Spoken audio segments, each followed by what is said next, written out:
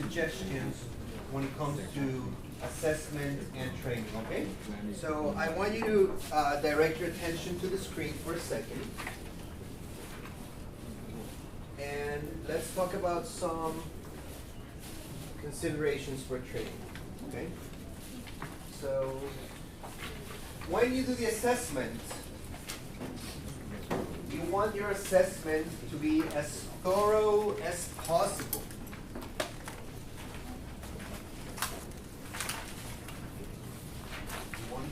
You want the assessment to be as thorough as possible. So you want to do a client history, including trauma history. You may want to have a symptom checklist, evaluate for head or brain injury, have a very structured interview, behavioral assessments from others, relatives, teachers, anybody else, right? Now, you may also want to include the functional medicine, the nutrition, all the things that you can include there to make it more thorough.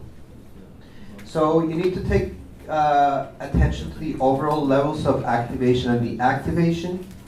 It's very important. Check for the client's arousal. The training needs to be specific to that. You need to take into account the client's arousal. See if the client is flexible to state change and if he or she is resilient. Meaning, can the client withstand the training? Is the client flexible enough to make changes in their brain? The most important thing for neurofeedback training is the motivation. If the client is not motivated, they're not gonna get better. If they go there because their spouse is forcing them, nothing's gonna happen. If they go there because it's court ordered, they're not gonna get better. So motivation needs to be very, very important, okay? Now, check for those things, trauma, PTSD, cognitive functioning, attentional deficits. It's very important that we look at the full picture. What medications they're taking. Are they using alcohol or other drugs? So are they heavy alcohol consumers? Are they smoking marijuana? Okay. Check there's a seizure disorder. We already saw some activity. And you could do CPT, continuous performance testing, like the IVA or the TOVA. For ADD and ADHD, those are very good. And you can couple that with the EEG assessment. And for the intervention, we can do peripheral biofeedback and psychophysiological stress profiling as well, which I know some of you do. Now, what are the training goals? We want to change specific EEG patterns. So you already look at the EEG, and you're able to decide which band ranges you're going to suppress and which ones you're going to reward. We want to change global EEG patterns. So we can trade locally, we can trade globally. We want to make that whole brain better. Okay? And we change the communication between networks. I want the front and the back of the head to communicate more effectively. I want the right hemisphere and the left hemisphere to communicate more effectively. Okay? I want to do all those things. And how do we do it? We're teaching self-regulation. We're teaching the client to make more alpha, make less beta, make more delta, make less delta in this case. Okay. So what do? We normalize the EEG as much as we can by suppressing and rewarding specific brainwave frequencies. We do a mechanisms approach. What does it mean? Well, we can use HRV, we can use brain spotting, we can use EMDR, we can use cognitive behavioral therapy. We use different mechanisms, and we approach the subject and the condition with caution. We take steps, and we measure those steps, and we take precautions when it comes to the training. Now we correlate the symptoms with associated brain areas like we saw, and we train for resolution of symptoms and more. So we go for global improvement, all right? The training is interactive. The client is just not sitting there for 45 minutes and you're looking at the screen and nothing's happening. You have to talk to the client. You have to reinforce the client. You have to redirect the client. The client needs to talk to you. How are you feeling? Are you feeling better? Are you feeling worse? Are you feeling the same? Okay. Are you more anxious? Are you less anxious? Are you sleeping better? Are you not sleeping better? All those things. We promote personal growth and mental flexibility. And we can use an eclectic approach. Exercise, nutrition, supplementation. We need to include more things. Okay? And we focus on optimal performance. All right? Anything we do, whether we treat depression, anxiety, epilepsy, we're doing optimal brain performance. Right? So that's not a term that is reserved for athletes. It's for everybody. So we determine with the client the appropriate training protocols. We provide the feedback via rewards or inhibits. We need to encourage client interaction. Again, talk to the client. Don't have the client sitting there and you're looking at the computer and you're not talking to them. You need to give them homework. I want you to eat better. I want you to exercise. I want you to practice this technique throughout the week. Self-assessments and analysis tools. They need to be able to know how they're doing. And we need to help process emotional and psychological issues. We are facilitating the integration of new skills. All right? We have to monitor the progress. We have to reward success, and we need to do follow-up. It's very important to do follow-up. The client is finished. All right? 1 month later, we need to see how they're doing. 6 months later, we need to see how they're doing. 1 year later, we need to see how they're doing. We need to know that the training was successful and the gains are being sustained. That's key. When do we want to use neurofeedback? All the time. As a primary intervention, as an adjunct treatment to other interventions, and when the client's stuck. So the client comes and tells me, I have tried psychotherapy, I have tried medication, I tried an exorcism, I have tried doing anything, and it's not working for me. So when the client's stuck, maybe neurofeedback can help. And for resistance, so I don't want to do psychotherapy, that doesn't work. Let's try this, see if it works. And you always have to be aware of secondary gains. That's very important. Sometimes your clients will have motives not to get better. All right, because it is rewarding to them not to get better, because it maintains a behavior. So, for instance, children get attention by throwing tantrums, right? So if they don't get better and they keep throwing tantrums, they keep getting attention. That's a secondary gain. Client's girlfriend is sorry for him. Well, I don't get better. My girlfriend keeps feeling sorry for me. All right, secondary gains. Those are very important. So the brain's electrical activity can show us mental emotional states, sensory information, memory formation, cognitive decision making, output functions, and all of that can be trained. Again, we talk about tendencies, right? It's a tendency that we can optimize. So we do rewarding. We can do 19 channels, between 1 and 8 channels. And so when do we train? Once, twice per week? I never do less than 2 sessions per week. I always do at least 2 sessions per week. If you want to build neuroplasticity, you need more than 1 session per week. How does the session last? My sessions last 45 minutes. I don't do more, and I don't do less. I have found that 45 minutes is just long enough, I think. Okay? Recently, somebody posted on a Facebook group that they're going to neurofeedback. Every session is 90 minutes. I think that's really long. So that's really too much. 45 minutes between the hookup and training, I think it's long enough. Sometimes I have clients that come out of town or out of the country. I do 2 sessions per day, 5 days a week. If the client's coming from out of town. If they're here if they're in my office for a specific period of time, then I do that.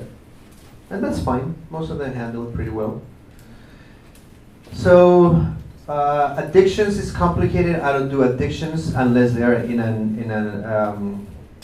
they're in a treatment facility. I do summer intensives. So I have the kids come from 2 or 3 weeks and we do intensive work. And it's a summer camp. It's a neurofeedback summer camp. And we take that into consideration. So 24 sessions are the standard. I do a brain map. I do 20 sessions and I repeat the brain map. If the client is better, they're discharged. If they need more sessions, they need more sessions. For the most part, on average, most of the clients you see are going to need at least 40 sessions. At least. Epilepsy could be more, depression could be more. There are conditions that require more sessions. But on average, my experience is that most clients need about 40 sessions. And 40 sessions are good. So, a greater number of sessions for more severe conditions, autism spectrum disorder, Tourette's, trauma, depression, TBI. Those normally mean more than 40 sessions. 60, 80, 100 sessions. So when is the client finished? When do we know that we're done with the neurofeedback? Well, when the therapeutic goals have been reached, whatever those are between you and your client. When the testing measures are normal, so we have a pre-EEG that looks very red, and we have post-EEG that looks more normal, we're good to go. When the physiological measures are normal. Okay? So we always want to go the extra mile. We want to go beyond the training. We want to train for more. So, under promise, over deliver. We want to under promise and over deliver. That's a good approach. I under promise, but I over deliver. So that's a good thing. So easy conditions to work with: ADHD, insomnia. Those are somewhat easy. Anxiety is somewhat easy to work with. It depends. Migraine headaches are somewhat easy to work with. Peak performance is somewhat easy to work with. It's not a walk in the park. It's not a piece of cake, but they're relatively easy to work with. Now, more difficult conditions: seizure disorders. So if you don't have experience working with seizure disorders, find a mentor. I didn't work with epilepsy for a long time. I only started working with epilepsy 4 years ago, so 3 years ago, because I didn't have the confidence. Now I feel more confident working with it. Bipolar disorder is very complicated or difficult to work with. Substance abuse disorders, addictions, because they're poorly motivated, they're good liars, they're very manipulative, and there can be lack of experience from the clinician. And if it is not an inpatient setting, if they're not in a treatment facility, it's better not to waste your time most of the time, because you're not gonna get show through the door. So depression depends, and Those are the things we need to take into account. So let's get to the nitty-gritty. So I need a volunteer that I can train, please. Somebody that I can hook up to do the training. Anybody? To do some CZ training, basic stuff. All right. Thank you. Oh, Keith, by the way, I need the blue throats, please. Thank you.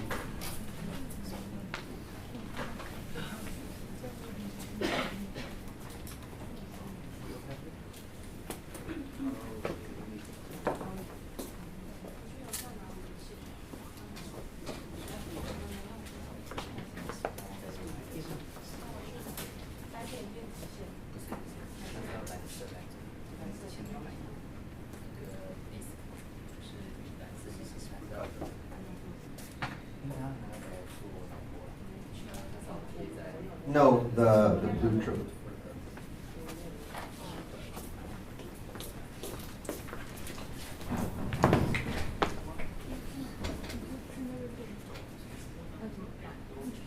Do you have them? Oh, those, no, those.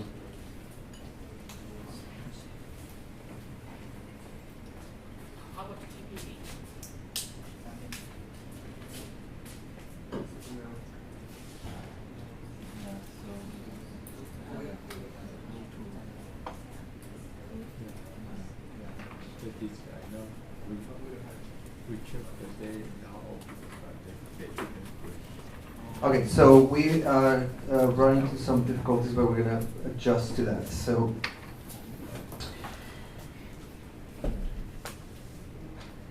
let's talk about the thresholds.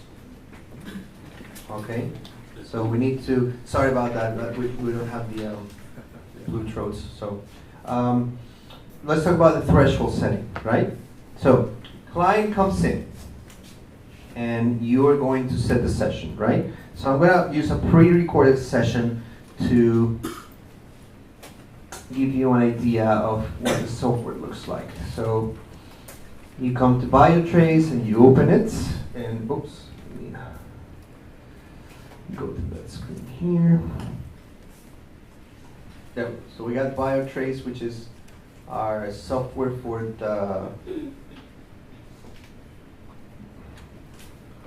the Nexus. Now, I'm going to load a screen. I'm going to choose the Neurofeedback screen. Let's say we're going to train with a basic one, a classic one, and we're going to use Space Invaders. All right?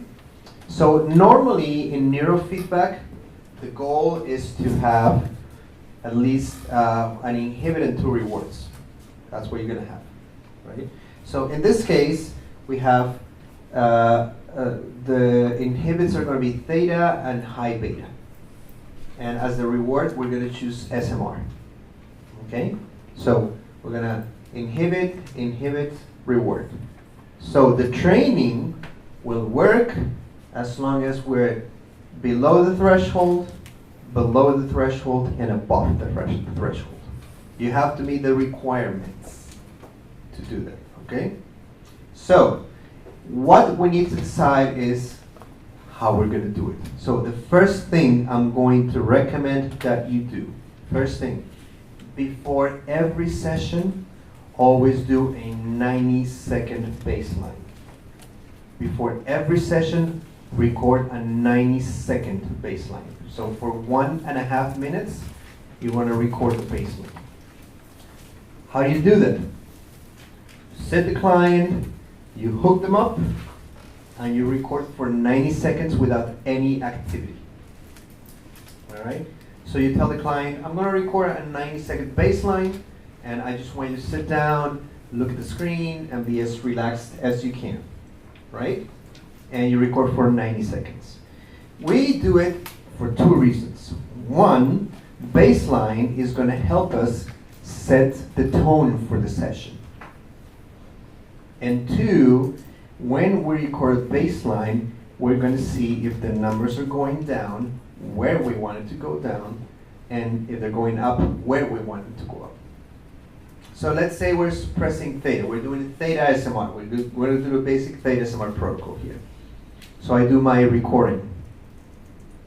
And I do my baseline every session. So if between the first 5 or 10 sessions, I'm going to look at the theta and theta amplitude for the baseline. And I'm going to see if it is going down. If it is going down, it means the training is being successful.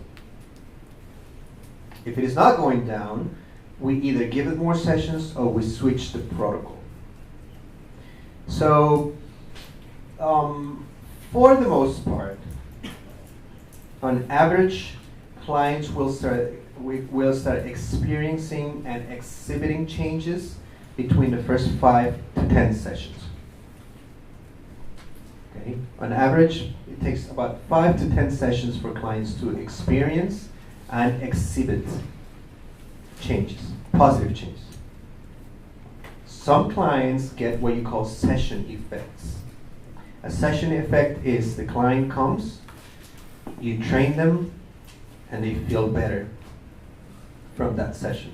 So it's the client who comes and tells you, comes to the second session, you ask them how they felt after the first session, and they say, I slept so much better. I was very relaxed. I was able to focus. So those are session effects, because you feel it from the first session. Does it mean the training is going to be successful? We don't know that. We need to finish the 20 sessions, the 40 sessions, or the 60 sessions, or whatever sessions how many sessions we have planned for them. And the next thing is that they're going to feel training effects. So training effects is when the accumulation of the sessions are going to start providing changes. What are those changes? Well, it depends on what your goals are. Sleep better, focus better, be happier, win more golf tournaments, anything, all right? So record a 90-minute baseline. Now, for the training, you're gonna have different options. So this is a basic screen, it's called Space Invaders, and you have a spaceship here, and you have the aliens coming down on you, and you have to be below the threshold, be below the threshold, be above the threshold, and the ship will fire. So you set up your inhibit, you set up your rewards. In BioTrace, you have the option of doing auto threshold. So if I right click and I go feedback options and thresholds, you have the option of auto threshold, which means the line will move automatically for 6 minutes in this case. So I'm gonna replay a session, and you see that. See? So the lines are all moving automatically. It means it's auto threshold. Now, I do not recommend that you use it, because when you do the baseline, you're going to look at the numbers, and that's going to be your starting point. So let's assume, with that in mind, let's assume that you did a baseline for this client and you saw that the theta was at 10 microvolts, sorry. And the high beta was at 4, and this is what you set up on your own. So you start at 10 microvolts. You have the choice to set up your threshold at 10, to make it lower, or to make it higher. What does that depend on? It depends on whether the client is new or has more experience. If the client is new, I'm going to set it higher. And I recommend that you make the first session or first 2 sessions very easy for the client. You want the client to feel successful. Okay? You want the client to be successful. So you make it easier. So if at baseline this was at 10 microvolts, I'm going to set it up at 15. And if at baseline this was at 4 microvolts, I'm going to go to 8. Now, those are the numbers I'm saying, and those are randomly selected. You can choose to go higher or you can choose to go lower. Okay? There's freedom in this because the client is a real expert.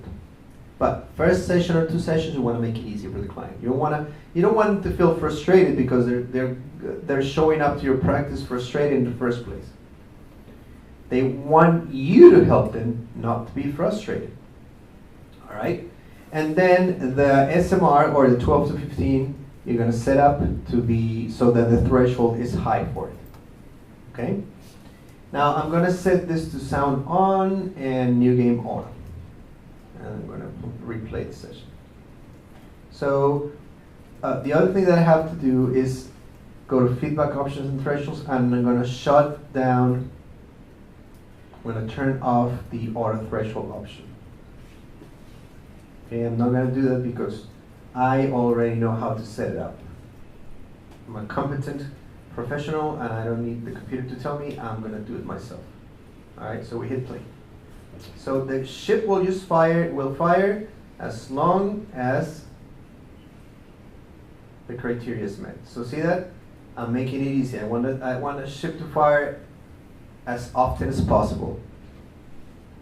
So the client, you're telling the client, good work, look at that, you're focused and you're making it fire. Keep going, and every now and then you give them some positive feedback. All right? And you go, very nice work, keep going. So I do that. Now the next question that brings us to is, how long do we train for? So I established that my sessions are 45 minutes long. How many periods per session? Well, I usually like to do 2 minutes of intensive training. So they train intensively for 2 minutes, and then they get 1 minute off. So for every 2 minutes they train, they rest for 1 minute. That's one way of doing it. And there's a paper that I'm going to share with you that talks about, that explains why that is a good method for training. But you can do 3 minutes if you want. You can do 4 minutes if you want. Again, depends whether the client is new or they're more experienced. So, if the client is new, start with short periods. 2, maximum 3 minutes of intensive training, and you let them rest. Now the other thing is, the client is going to be sitting here training, and I always ask the client to bring something to drink and something to eat. All right, so the client is here and he trained for the 2 minutes, and I go, drink some water. So he's going to take a break, he's going to drink some water, and he's going to eat something. Now, something to drink means water or juice, natural juice. Something to drink does not mean Red Bull or Coca-Cola or beer or wine or tequila or whatever they like. Okay, it means not something that's going to hydrate them and it's not going to hurt their brain. Because it happened to me, I had this very, this mom who had very poor parenting skills. I mean, it was horrible. And one day I said, they need to bring something to drink. And next thing, I know he's walking through the door with a Coke like this, bottle of Coke this big. And so I told the mom, no, it needs to be water. And the kid starts throwing a tantrum. Next session, she comes in with a Coke again. So I had to tell her, look, if you're not going to follow my directions, take your money back and don't come back here. Okay? Because I'm not going to parent your child. You are going to parent your child. And if you're not going to help, forget it. Neurofeedback is not a miracle. All right. So they understood the message and they brought water. Okay? And they can bring something to eat, which can be fruit, or it can be some cheese, it could be some veggies, carrots, or tomato, or something like that, spinach, or shredded chicken, a hard-boiled egg. As long as it's something that is not inflammatory for the client, they can create it. And why do I do that? Well, because they're using energy that you need to replenish. You know, the brain is using energy when we train with neurofeedback. It's like going to the gym. When you go to the gym, you're sore and you're tired. What do? Well, you go eat something.